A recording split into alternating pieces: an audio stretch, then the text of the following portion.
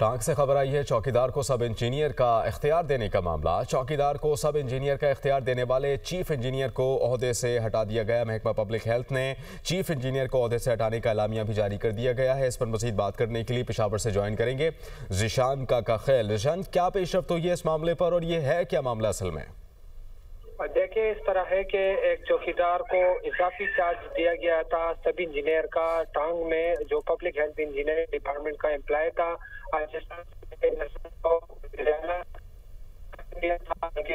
के जो सरबराह ने उन्होंने भी दिया था। और चौकीदार को इंजीनियर वाले चीफ इंजीनियर सेंटर को जो है ऑफिस से हटा दिया गया है और उन्हें ओएसडी बना दिया गया है।